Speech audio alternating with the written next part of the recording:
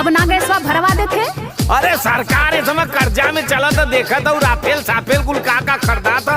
लड़ाई न लगे वाली है, चीनो पाकिस्तान तो में हैरान कैले हुआ।